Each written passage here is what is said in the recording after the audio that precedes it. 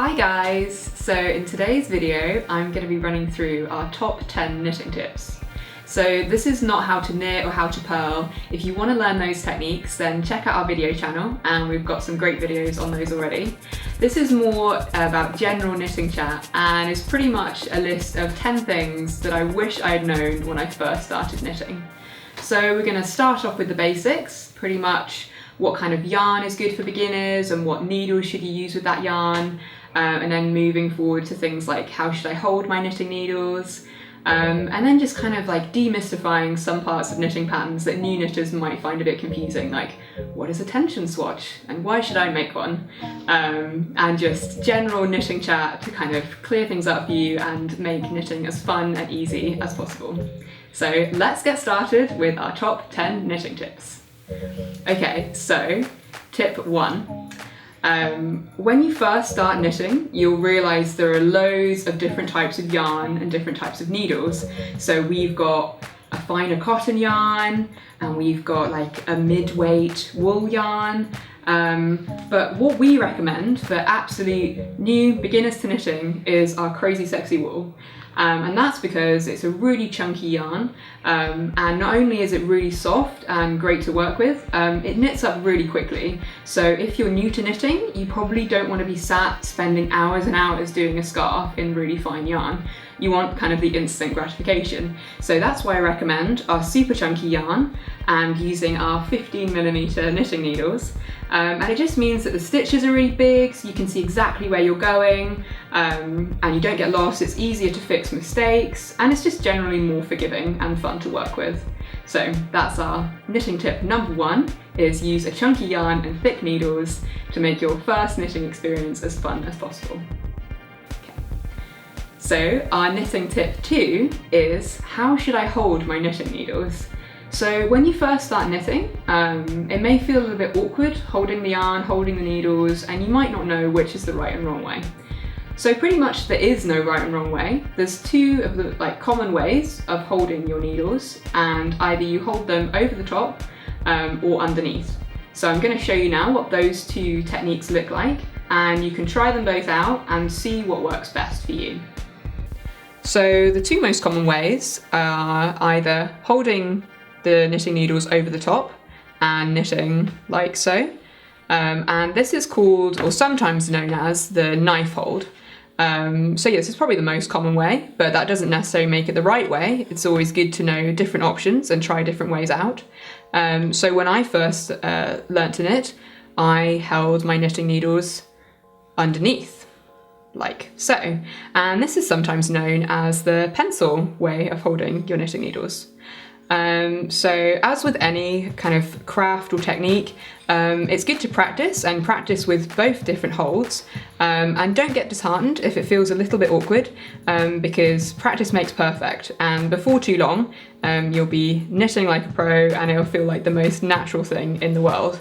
So yeah, just do whatever feels most comfortable for you, and that is the right way. There's no right or wrong way. So, knitting tip 3, when you've knitted your first row, some people find it a little bit hard to know exactly where to start knitting again. They might have pulled on the yarn, or it's just not clear to them. So let me show you exactly where to start knitting your second row, so you can carry on knitting uninterrupted and without any mistakes. So if you're about to start knitting your second row, you might find your knitting looks something like this, and it can just look a bit confusing to people, like you've got this tail coming off, and it's a bit uncertain as to where you're going. So I think one mistake that people can really easily make is pulling this first stitch really tight, and then you can end up with this weird loop which you're getting here. So basically, do not knit into here. You need to really focus on the loops that you can count and see on your knitting needle. So be careful not to pull your yarn too tight, and just follow and see where this loop is and just go directly into that loop there. So not there, there. So you should be going directly under the needle which you're holding in your left hand, and then just continue knitting as you have been doing. And just follow the stitches along, and just always make sure that your needles are kind of touching when they go underneath, so that you're not kind of catching a wrong loop or anything. And another kind of top tip is just keep track of how many stitches you've got, because it's quite common for new knitters to either add new stitches or lose stitches. But if you're always kind of keeping an eye after you work each row, then you can kind of catch any mistakes earlier and just be really conscious of how many stitches you should have. So that's how you start knitting your second row. So knitting tip 4. So a lot of you, if you've read any of our knitting patterns, you'll see that we recommend that you make a tension square. So let me just clarify that this is not something to be scared or stressed about. A tension square is literally just a square of knitting like this, and you need to make it bigger than 10 centimeters so it's easy to measure. And the reason why tension squares are so important is everyone's knitting tension varies and everyone is unique, which is kind of the beauty of knitting really. But our patterns are written to specific tensions. So that means that if you want a jumper to fit in a certain way, then you need to match your tension to that in the pattern. And so that kind of means that it's important that if your tension is a little bit looser, then you adjust it accordingly so that it fits in with the measurements of the pattern, because you don't want to end up with a sweater that's either way too big or way too small, because it'd be sad to have gone to all that effort only for it not to fit properly. But just as an aside, if you're a completely new knitter and you're just working on a scarf, then tension probably doesn't really matter, and it's maybe best if you just get into the flow of knitting first and then worry about tension when you come to making something a little bit more advanced. So tip 5 kind of links in with why it's important to make a tension square. So tip 5 is, how do I count my stitches and my rows? So I know that that is something that some new knitters get a bit confused over, and so I will show you how you can count your stitches and your rows on first a stocking stitch swatch, and I've also got a garter stitch swatch. And if you're wondering why I've got these stripes of contrasting colour at the top and the bottom, that is the cast on and the cast off edge. And so I'm going to make it really clear to you what is a row and what is actually the cast on edge, and which you shouldn't count. So let's see how you count your stitches and your rows. So firstly, I'm going to show you how you can count your rows and your stitches on a garter stitch piece of fabric. And so this is probably what most beginner knitters are going to start off with, and this is where you're just knitting every single row back and forth. So as I said before, I've cast on and cast off using a contrasting yarn, and that's to really show you what is the cast on edge and what is a row. So if you look really closely, this maybe looks a bit like a row, but it's not. Don't count it as a row. So when you're looking at garter stitch, you'll notice that you've got these sort of ridges which run up your piece. And each one of these ridges counts as 2 rows. So makes it really easy to count. You literally just go 2, 4, 6, 8, 10, 12, 14, 16, 18. So that's really easy. And then when it comes to counting your stitches, so how wide your piece is, look again and you can see you've got these ridges, and you can see you've kind of got this line of bumps which run along the top of your ridge. And so each one of these counts as a stitch. So you're counting along, you've got 1, 2, 3, 4, 5, 6, 7, 8, 9, 10, 11, 12, 13, 14, 15. So you can see it's really easy. So now if you apply that to when you've got to check your tension in a pattern, so you do exactly the same, but just you lay your measuring tape down and make sure your measuring tape is nice and straight and that it follows the line of bumps. And all you do is just count how many rows and how many stitches you get to 10 centimeters. So here, for example, you've got 10 centimeters measured out here. So you'll go 2, 4, 6, 8, 10, 12. So you've got 12 rows to 10 centimeters. And then let's see how many stitches you have. So lay it flat again, like so. And it's worth mentioning with Crazy Sexy Wool that because the stitches are so big, sometimes you'll see that you've only got half a stitch to be measured. So for example here, you've got 1, 2, 3, 4, sort of 5.5 stitches to 10 centimeters, and that's okay. And this will obviously vary depending on the fabric that you're measuring. So once you know the tension, all you can do is just compare that to your pattern and see if you need to go up a needle size, go down a needle size, knit a bit tighter or knit a bit looser, or maybe you're just bang on perfect first time, which is great when that happens. So now we've covered garter stitch. If you move on, then you might want to work in stocking stitch. So this is where you knit one row and purl the next row. And we've got videos for that. So if you like the look of this stitch, then check it out. So as I did on the garter stitch swatch, I've cast on using a contrasting colour. And I think this shows it even more how confusing it can be counting your rows, because that really looks like a row, that first little V. But it's not, it's the cast on. So exactly as you did with the garter stitch, when you count your rows, all you do is count these little V's. You can see the V's which go up in lines. So if you were measuring to 10 centimeters, then you'd see 1, 2, 3, 4, 5, 6, 7, 8. So you've got 8 rows to 10 centimeters. And if you're wanting to see how many stitches you've got, this is a stitch here. So it's kind of like 2 bars which make up a V. So what you want to do is lay your measuring tape flat again and count how many of those sort of 2-stranded V's you can see. So 1, 2, 3, 4, 5, 6. So it couldn't be simpler. Just compare that to your tension in your pattern and see if you need to adjust anything accordingly.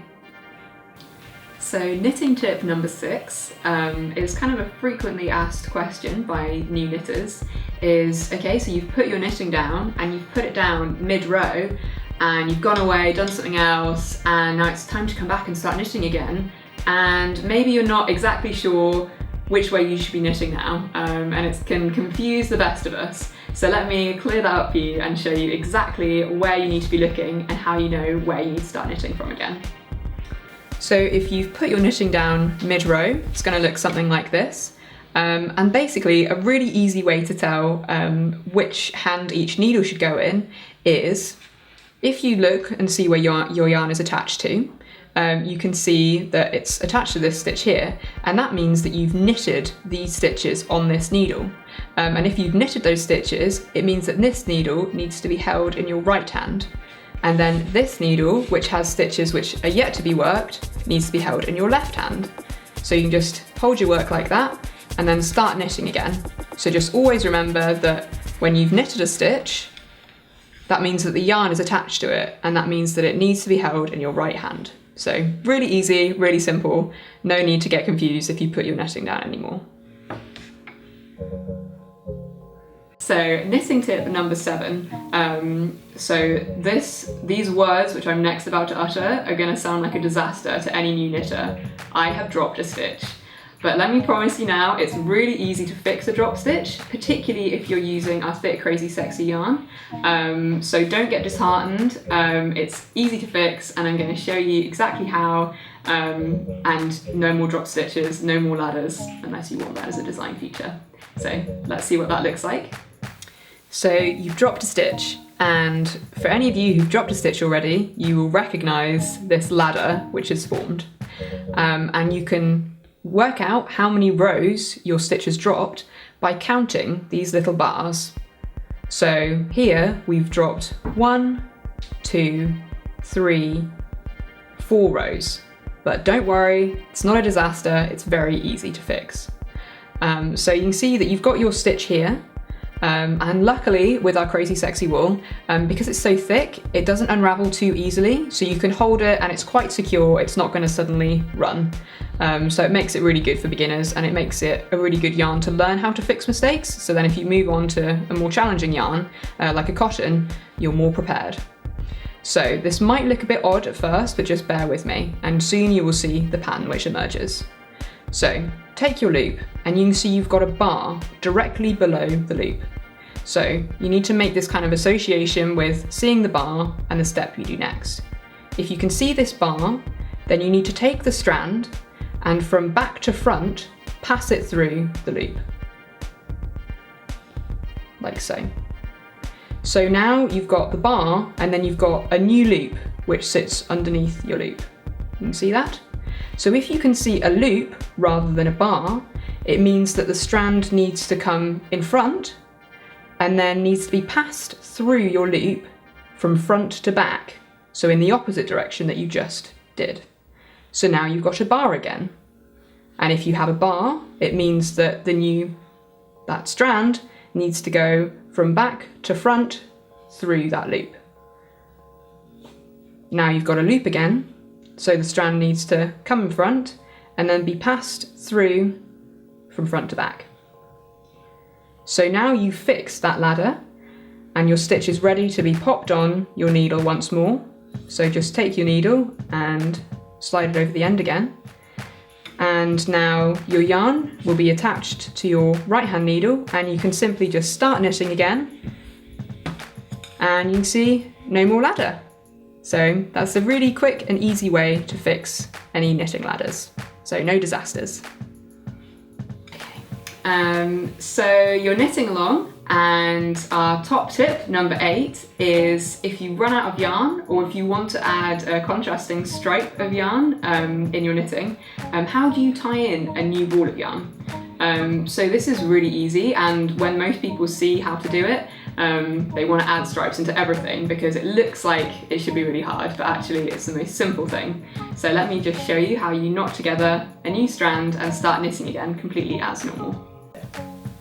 So you've got this yarn tail here, and either you're ready to join in another ball of yarn in the same colour if you've run out of one ball, or maybe you want to do a stripe. Either way, it's exactly the same. So you take the yarn end from your new ball of yarn that you want to join on, and basically all you're going to do is put those two tails together and then just tie them in a loose knot which sits sort of snugly below the knitting needle. And it's just a normal knot, nothing fancy. Just make sure you don't tie it too tightly, just like adjust it, but so it's not really, really tight, because you're going to want to undo that later. So once you've tied that, you're now ready to just pick up this yarn and start knitting as you would normally.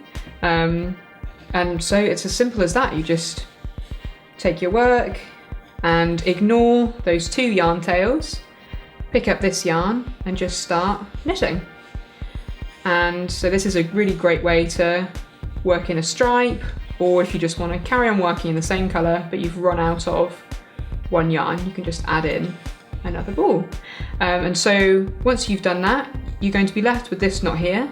And our top tip number 10, to sort of flash forward, shows you how to sew in these yarn tails. So keep your eyes peeled and flick forward to top tip number 10 if you want to see how to do that.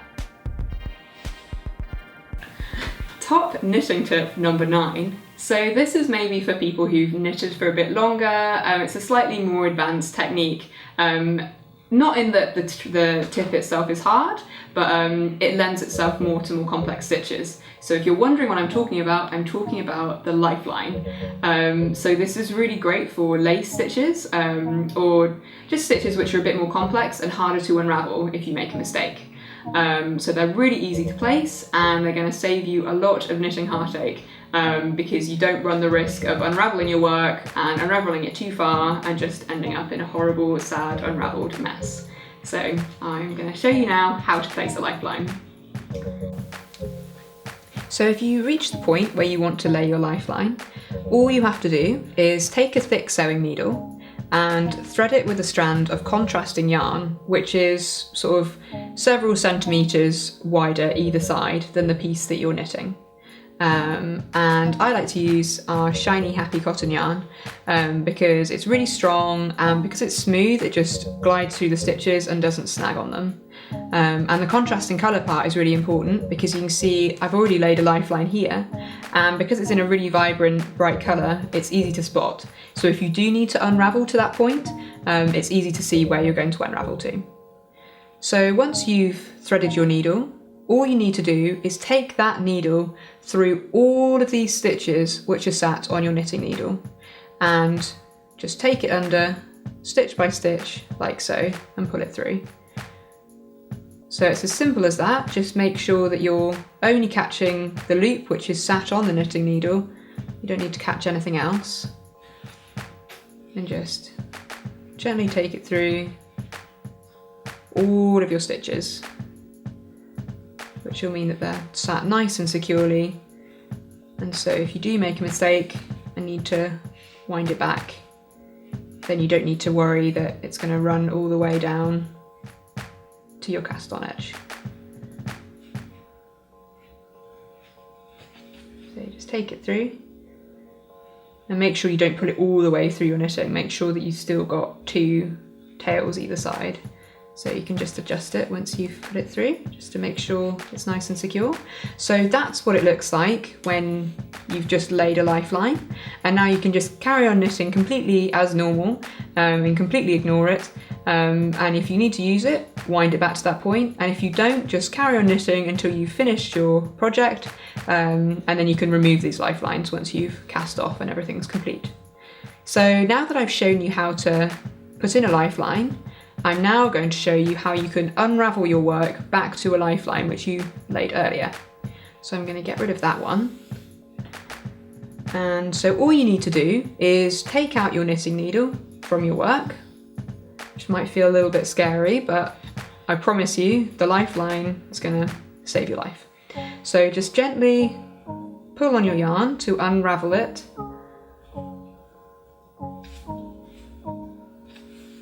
Back to that point where your lifeline is.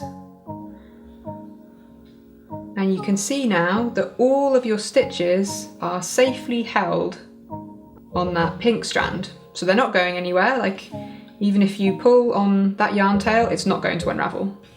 So once you've done that, you can now put your stitches back on to your knitting needle. So this is really, really easy. Basically what you need to remember is that if the yarn is at this end, you want to start threading your stitches on at the other end. So you're going to go like that. So just follow the way that the pink yarn, or your contrasting yarn, goes through the stitches, and follow it in the same direction, just slotting them over the end of your needle, like so.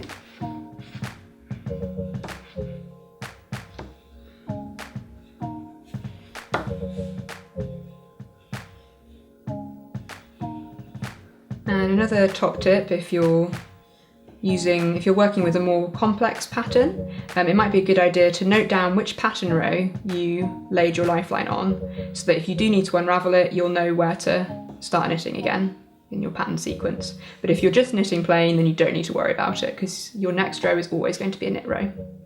So just slot that last stitch over the end again, and now you're ready to start knitting. So all you need to do is switch that needle back into your left hand, and you can just ignore this lifeline again, just start knitting again. So just in case you do need to unravel it back to that point, it's going to be there and it's going to save your life all over again. And our final knitting tip for today, knitting tip number 10, is which is the best way to sew in my yarn ends. So you finished your project, you're really pleased with it, the knitting looks great, but you're left with all these little yarn tails which you need to do something with. And let me tell you, even the best project can be sort of ruined if you don't finish off the ends well, because it can start to unravel or it just doesn't look as nice and finished as it could do. But there's a really easy way to weave in those ends and make it almost completely invisible. So for our final knitting tip, let's see what it looks like weaving in the ends. So once you reach a point where you're ready to sew in your yarn tails, all you need to do is sort of think about how you can follow sort of the wiggles in your knitting to neatly hide those yarn tails. So I'm going to show you in a contrasting colour yarn to make it really, really clear to you. So obviously it's not going to be invisible, but when you do it, it will be invisible. So all you need to do is just kind of pick a place to start. So I am going to start here. So working on the back of your fabric, just take your yarn through and just kind of pick a row that you're going to follow with your yarn tail to completely hide. So I am going to follow this row here, which wiggles up and down. So it might be a bit unclear to you now, but I'm going to show you where to go. So you can see that you've got this loop here. Just follow that loop by taking your needle exactly where that row in your knitting goes. So it goes down and then it goes up, like so. So now you've covered that bit, you need to look and see where that row goes next. So it goes underneath here, like so. So just take it through, continuing to follow that row. And you just keep on repeating these steps, always following that row round. And it will mean that you've almost completely disguised your yarn tail. I mean, obviously I haven't because it's in a contrasting yarn, but that's just to make it really clear to you. And I'm showing you this in garter stitch, but the theory is exactly the same, regardless of which stitch you're doing. So stocking stitch is even easier to follow the lines of your knitting. I'll just show you on a swatch I have here. So you can just see that you're just following these V's. So you'd go make a loop, go underneath these two strands, and just follow it in a wiggling line, as I'm doing here, to completely hide those tails. And so this makes your sort of sewing in really secure.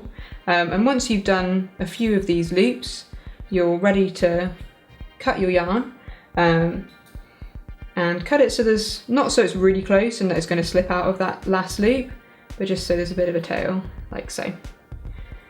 And so that's now going to be nice and neat and secure. And if this is on the back of your work, you're not going to notice this, and it's definitely not going to unravel. So now I've covered our top 10 knitting tips, and I hope you've learnt something from some of them. And don't forget to check out the rest of our channel for more advanced techniques, now that you're armed with the basics and know what yarn to use and how to finish your projects nicely and how to fix any mistakes as you're going along. So happy knitting, guys, and I hope this helped you.